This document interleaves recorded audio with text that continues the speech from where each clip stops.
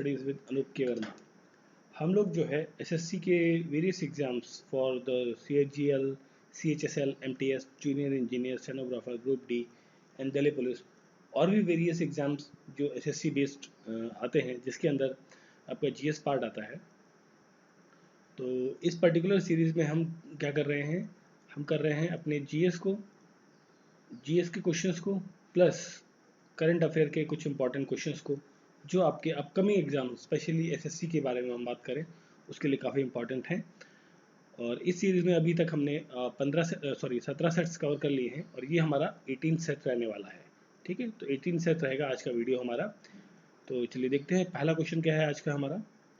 तो देखिए पहला क्वेश्चन है हमारा, अंडर विच शेड्यूल, किस शेड्यूल के अंतर्गत जो भारत का संविधान है, भारत के संविधान के अंदर कौन सा वो शेड्यूल है जो ये कहता है कि transfer of tribal land to private property of for mining, मतलब जो ट्राइबल एरियाज़ हैं बेसिकली, ठीक है, ट्राइबल एरियाज़ की ज़मीन को अगर जो किसी प्राइवेट पार्टी को दे दी जाए फॉर द माइनिंग पर्पज़ के लिए, तो उसे नल एंड वॉइड डिक्लेयर किया जा सकता है। ठीक है, तो वो शेड्यूल है आपका शेड्यूल नंबर 5, पाँचवा शेड्यूल।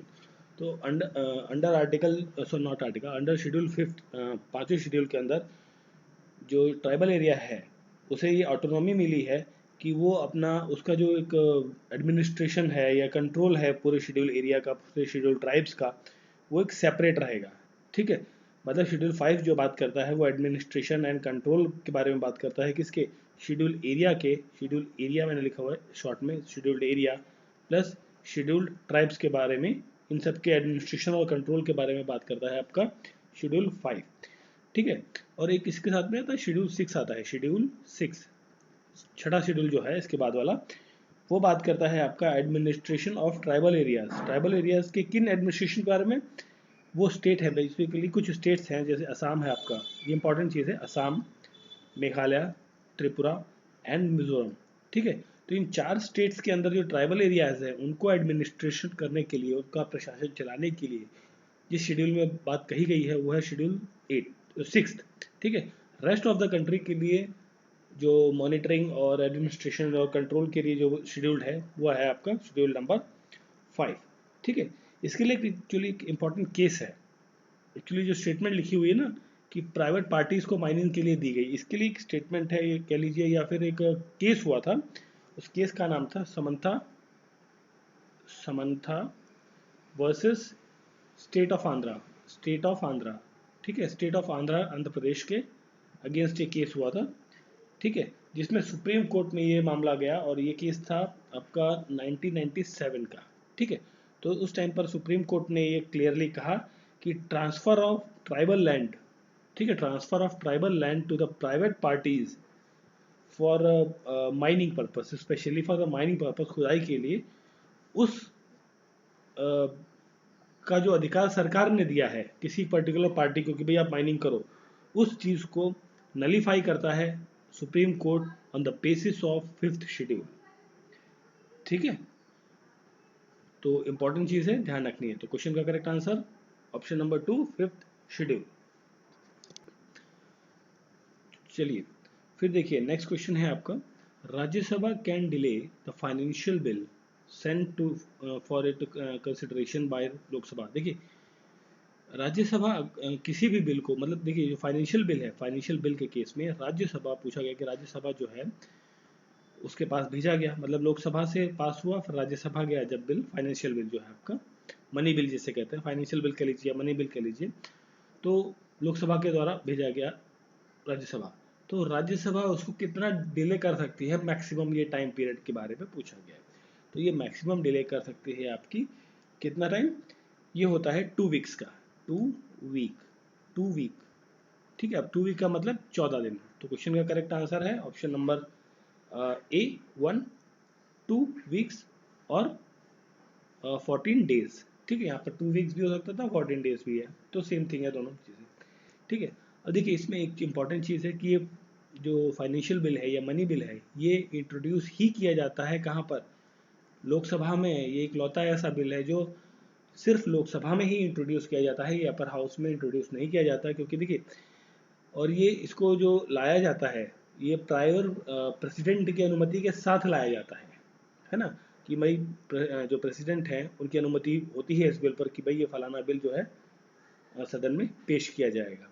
ठीक है, तो इस पर भी कोई ज़्यादा वो नहीं रहता। इसमें जो मैक्सिमम पावर है वो लोकसभा के पास होती है, राज्यसभा के पास कोई खास ज़्यादा पावर रहती नहीं है। अगर जो राज्यसभा इसको 14 दिन से ज़्यादा अपने पास रखती है, डिले करने की कोशिश करती है, रखती है, तो ये माना जाता है कि ये राज्यसभा ने पास कर दिया। भैया रख लो अपने पास, कोई दिक्कत नहीं, हम मान लेंगे भैया तुमने पास कर दिया है। नहीं तो आपको पास टाइम बाउंडेड है कि आपको 14 डेज के अंदर इसे पास करके आगे फॉरवर्ड करना है। ठीक है, इफ इन केस राज्यसभा नहीं करती है तो ये माना जाता है कि ये पास कर दिया गया है ऑटोमेटिकली। ठीक है, तो क्वेश्चन का correct answer option number A 14 days.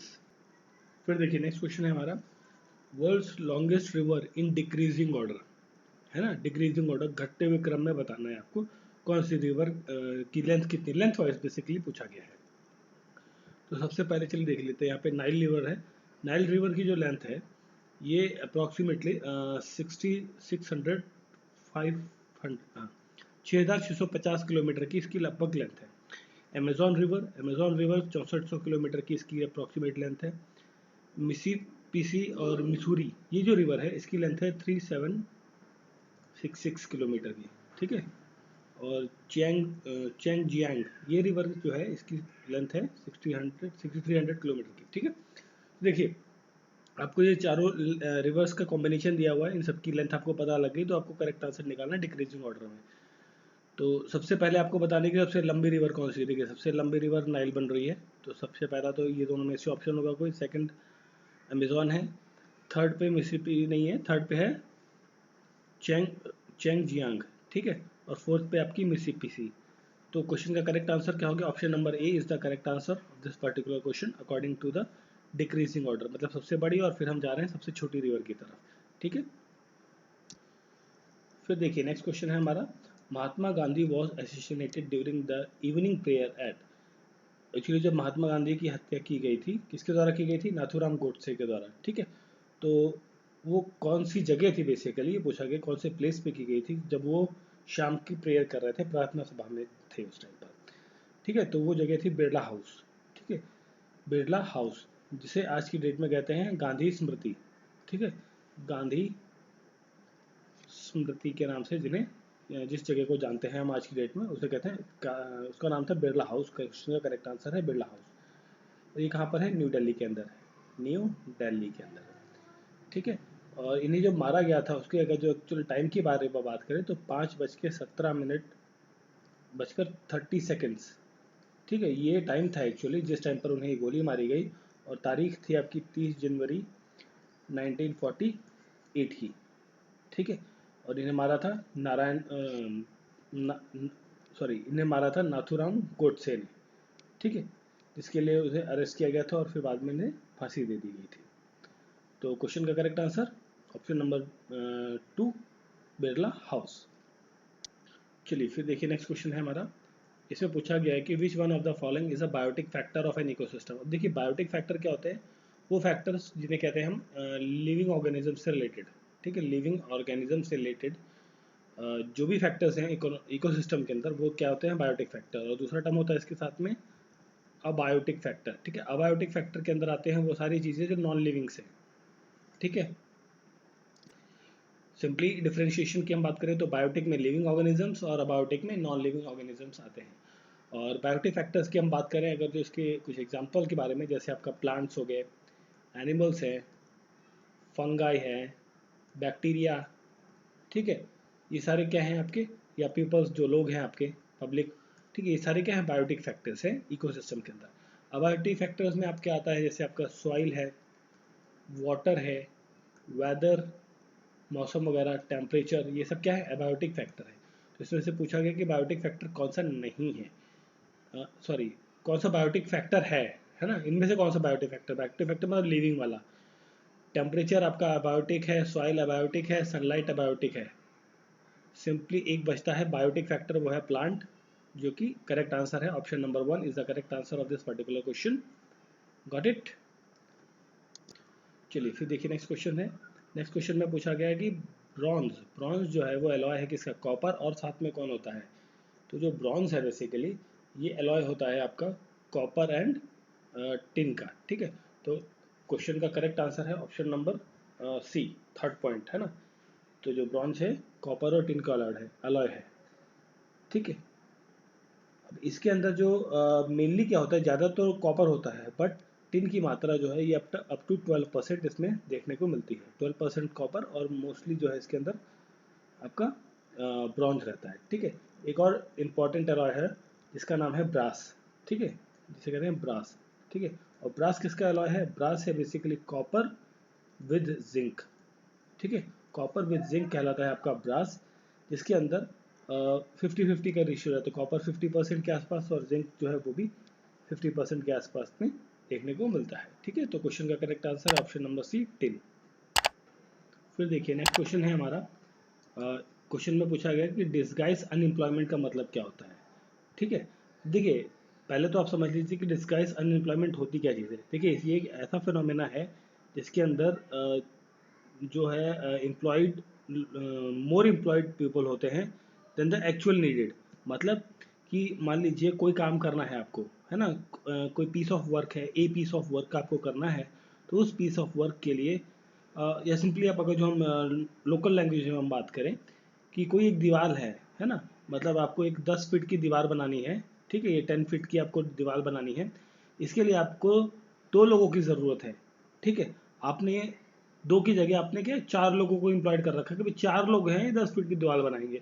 तो यहाँ पर क्या हो गया, ये एक्चुअल एम्प्लॉयमेंट नहीं हुआ है ना। नीड कितने की थी? 2 की थी, आपने क्या ओवर एम्प्लॉयमेंट दे दिया यहाँ पर। तो ये इस तरीके का जो एम्प्लॉयमेंट होता है जिसकी वजह से मार्जिनल प्रोडक्टिविटी ऑफ लेबर क्या हो जाती है, जीरो हो जाती है। भाई जो एफिशिएंसी है 2 दे सकता था, तो क्या आपको लगता है कि ये 4 2 उतनी एफिशिएंसी देगा? नहीं। इनकी जो एफिशिएंसी है, जो प्रोडक्टिविटी है, वो क्या हो जाती है, कम हो जाती है, खत्म हो जाती है एक तरीके से, ठीक है। तो क्वेश्चन का क्या आंसर आएगा इस पर्टिकुलर कॉन्टेक्स्ट में, वो आएगा marginal productivity of the labour is zero. तो क्वेश्चन का करेक्ट आंसर तो आपको ये मिल गया, ठीक है। तो एक तो हो गया आपका डिस्गाइज अनएम्प्लॉयमेंट, साथ में होता है इसके कुछ और अनएम्प्लॉयमेंट के तरीके होते हैं, जैसे आपका सीजनल अनएम्प्लॉयमेंट होता है, सीजनल, ठीक है। तो अब जैसे सीजनल के में क्या हो गया कि बहुत सारी ऐसी फील्ड ऑफ एरियाज है, ये इस एक तरीके की एग्रीकल्चर फील्ड में देख लीजिए, एग्रीकल्चर फील्ड में, है ना। तो एग्रीकल्चर फील्ड में जब आप खेतों पे काम होता है उस टाइम पर तो लोगों के पास एम्प्लॉयमेंट होता है। फिर जब वो 2 महीने 4 महीने या हफ्ते भर के लिए भी काम नहीं है अगर जो फील्ड पर खेतों में, तो वो क्या है, बेरोजगार हो जाते हैं, उनके पास कोई काम नहीं है उस टाइम पर, ठीक है। तो वो उस तरीके के जो अनएम्प्लॉयमेंट की कंडीशन होती है उसे कहते हैं सीजनल अनएम्प्लॉयमेंट, ठीक है। फिर इसमें एक होती है स्ट्रक्चरल अनएम्प्लॉयमेंट, स्ट्रक्चरल अनएम्प्लॉयमेंट होती है, ठीक है। अब स्ट्रक्चरल में क्या है भाई, जो कोई अनफिट बंदा है, मतलब अब क्या है आपका प्यून की पोस्ट के लिए, प्यून की पोस्ट के लिए अगर जो कोई एक master degree holder, master degree master किया हुआ है, एमएससी किया है या एमटेक किया है या इस तरीके से कोई हाई डिग्री उसने क्वालिफाई की हुई है और वो प्यून का काम कर रहा है, तो क्या है वो स्ट्रक्चर्ड अनएम्प्लॉयमेंट है। मतलब उसको उस अपनी क्वालिफिकेशन के हिसाब से उसको जॉब जो प्रोफाइल वो नहीं मिली है, ठीक है। एक होता है साइक्लिक अनएम्प्लॉयमेंट। ये क्या होता है, साइक्लिक अनएम्प्लॉयमेंट के अंदर जो है एम्प्लॉयमेंट वो थोड़ा सा एक रोटेशन में आता है, मतलब कुछ टाइम के लिए आएगा, फिर वर्क मिलेगा, फिर नहीं मिलेगा, है ना। तो इस तरीके का ये एक्चुअली जितने भी इस टाइप के अनएम्प्लॉयमेंट्स हैं, टेक्नोलॉजिकल अनएम्प्लॉयमेंट, फ्रिक्शनल अनएम्प्लॉयमेंट, ये सारे एम्प्लॉयमेंट्स के प्रकार हैं, ठीक है। इनको हम इकोनॉमी की क्लास में प्रॉपरली डिटेल में डिस्कस करेंगे, ठीक है। चलिए फिर आगे बढ़ते हैं हम लोग। चलिए फिर देखिए नेक्स्ट क्वेश्चन है हमारा। इस क्वेश्चन में पूछा गया है कि which of the following disease are caused by the consumption of water contaminated with mercury and nitrate. Nitrate और मरकरी की होने की वजह से पानी के अंदर कौन सी बीमारी देखने को मिलती है? ये डिजीज होती है आपकी मीनामाटा डिजीज, और साथ में देखिए हाँ ये रहा option number C, option number C is the correct answer. Minamata disease और ब्लू बेबी सिंड्रोम, ये 2 टाइप की बीमारी आपको स्पेशली देखने को मिलती है।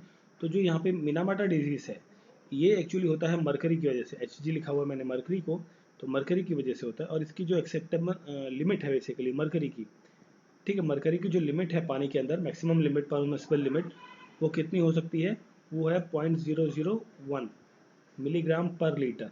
This is a maximum limit, कि ये मरकरी इससे ज़्यादा नहीं होना चाहिए पानी के अंदर। इससे ज़्यादा होगा अगर तो 0.001, देख से सोच लीजिए कितना कम होगा ये, है ना। तो इससे ज़्यादा हुआ तो मीनामाटा डिजीज होने के चांसेस बढ़ जाते हैं, ठीक है। और ये जो ब्लू बेबी सिंड्रोम है, ये होता है आपका नाइट्रेट की वजह से, ठीक है, नाइट्रेट। और नाइट्रेट की अगर जो हम परमिसिबल लिमिट की बात करें तो 45 gram, sorry am not gram, 45 milligram per litre, this is the maximum permissible limit in the water of nitrate. If the limit is exceed from this particular 45 mg per liter, the chances of blue baby syndrome will increase. ठीक है. Then हमारे पास कुछ और चीज़ें हैं, जैसे आपका एक फ्लोरिड होता है, फ्लोराइड होता है, sorry fluoride, not fluorine, fluoride. ठीक है. फ्लोरोसिस होता है जैसे धातु वगैरह का. तो इसकी जो लिमिट है ये एक्चुअली इसकी वजह से क्या होता है, फ्लोरोसिस होता है दांतों में, बोन फ्लोरोसिस, टीथ मोल्टिंग की डिजीज आपको देखने को मिलती है. और इसकी जो परमिसिबल लिमिट है 1 से लेके 1.5 mg पर लीटर. ठीक है.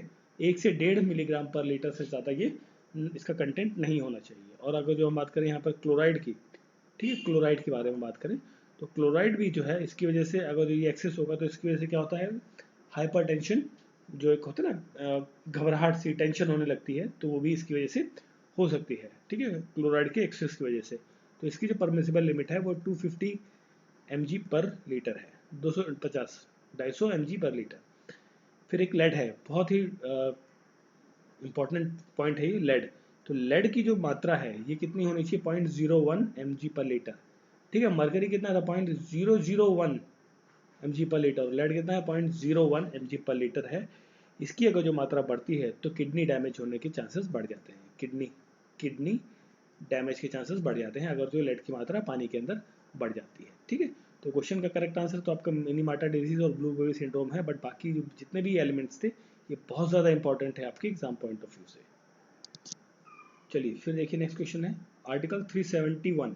ठीक है. देखिए 371A है, तो डेफिनेटली इससे पहले क्या कौन सा आर्टिकल रहा होगा, वो होगा आपका आर्टिकल 371, है ना. 370 तो आपको पता ही है, आर्टिकल 370 जो अबॉलिश खत्म कर दिया गया है, जम्मू कश्मीर को स्पेशल स्टेटस देता था. ठीक.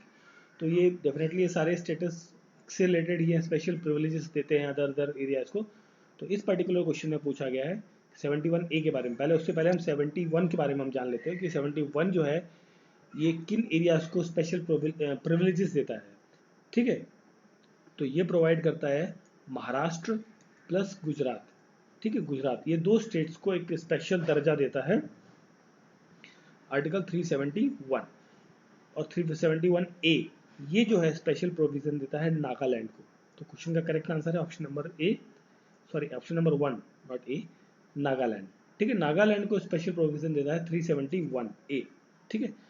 और इसकी ये एक्चुअली किस में दिया हुआ है, ये जो 371 और 370 है ये पार्ट 21 के अंदर ये सारी चीज़ें मेंशन्ड हैं. ठीक है, ऑफ द इंडियन कॉन्स्टिट्यूशन. ठीक. और इन्हें एड ऑन किया गया था संविधान के अंदर 1962 के अंदर, जो स्पेशल प्रोविजन वाली बात आती है. और एक आता है 371B. ए तो हो गया, बी वाला जो पार्ट है ये आपको स्पेशल स्टेटस देता है, प्रोविजन के बारे में बात करता है किसके, असम स्टेट के बारे में. ठीक है. Special provisions of the Assam के बारे में बात करता है 71B. 71A नागालैंड के बारे में, 71 आपका महाराष्ट्र और गुजरात के बारे में बात करता है. ये क्या देता है, स्पेशल प्रिविलेजेस देता है इन स्टेट्स को. चलिए फिर देखिए नेक्स्ट क्वेश्चन है. इस क्वेश्चन में पूछा गया है कि the most toxic substance with least LD50. ठीक है, LD50 जिसकी वैल्यू सबसे कम हो वो कौन सा है LD50 पे, तो वो है आपका बोटोलिनम. ठीक है. बोटोलिनम एक ऐसा पदार्थ है जो इसको 1 नैनोग्राम लिया जाए पर केजी में, पर केजी के हिसाब से 1 नैनोग्राम लिया जाए तो उसकी वजह से एक ह्यूमन की मौत हो सकती है, ह्यूमन किल हो सकता है, मर सकता है. ठीक है. मतलब एक इंसान को मारने के लिए इसकी कितनी तादाद चाहिए, 1 नैनोग्राम, मतलब नैनो मिलीग्राम mg कुछ नहीं, नैनो में बहुत छोटा. ठीक है. 10⁻⁹ हम 9 के बारे में बात कर रहे हैं. ठीक है. तो उतना भी छोटा सा क्वांटिटी अगर जो ह्यूमन बॉडी में जाएगी तो उसकी मृत्यु हो सकती है. ठीक है. तो क्वेश्चन का करेक्ट आंसर है ऑप्शन नंबर 3 बोटोलिनम. फिर देखिए नेक्स्ट क्वेश्चन है, काफ़ी इजी क्वेश्चन है. 4 most important green house gases are. ठीक है. तो सबसे पहले आप सभी के बारे में जान लीजिए, फिर हम उनमें से 4 सर्च आउट कर लेंगे कौन सी वो करेक्ट ऑप्शन है आपकी. जैसे एक तो है carbon dioxide, then we have an methane gas and nitrous oxide, then इसके साथ में आती है आपकी हाइड्रोफ्लोरोकार्बन्स, परफ्लोरोकार्बन्स, सल्फर हेक्साफ्लोराइड, फिर आपका नाइट्रोजन नाइट्रोजन टेट्राफ्लोराइड, ठीक है। ये सारी क्या है आपकी ग्रीन हाउस गैसेस हैं, ठीक है।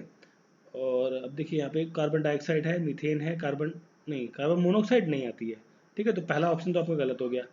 मीथेन, कार्बन डाइऑक्साइड, ओजोन, ठीक है।